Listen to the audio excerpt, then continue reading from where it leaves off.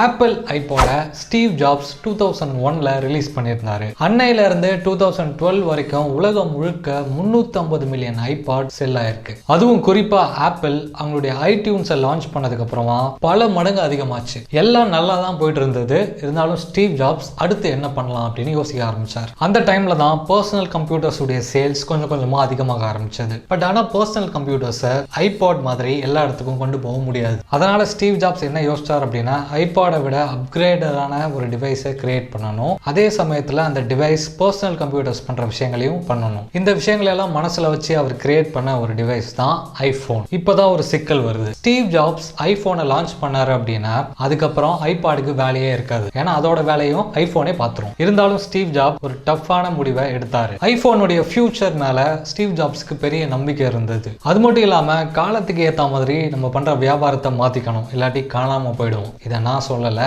பில்லா 2 படத்துல தல அஜித்தே சொல்லியிருக்காரு. ஸ்டீவ் ஜாப்ஸும் இதை தான் பண்ணார். ஐயோ நம்ம கஷ்டப்பட்டு உருவாக்கின ஒரு ப்ராடக்ட் ஆச்சே ஐபாட், அதோட சேல்ஸ்ல நம்மளே மண்ணள்ளி போடுறோமே அப்படின்லாம் அவர் நினைக்கல. காலத்துக்கு ஏற்ற மாதிரி அவர் மாறினாரு. அவர் மட்டும் மாறல அப்படின்னா வேற யாராவது அந்த மாதிரி ஒரு டிவைஸை கிரியேட் பண்ணிருக்கலாம். 2007ல ஸ்டீவ் ஜாப்ஸ் ஐபோனை லான்ச் பண்ணாரு. இன்னைக்கு வரைக்கும் உலகம் முழுக்க 2.2 பில்லியன் ஐபோன் சேல்ஸ் ஆயிருக்கு.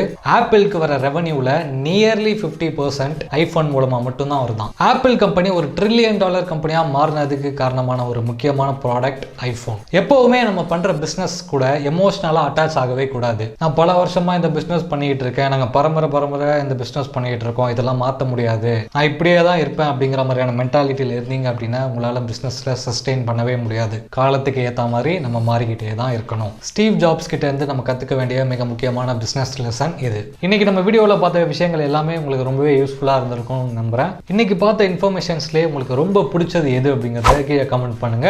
மாஸ்டர் மைண்ட் சேனலை உங்க ஃப்ரெண்ட்ஸ் அண்ட் ஃபேமிலிஸ்க்கு ஷேர் பண்ணுங்க. நான் மறுபடியும் வேற ஒரு இன்ட்ரெஸ்டிங்கான வீடியோவில் வந்து உங்களை பார்க்குறேன். Until then, bye from Maddie.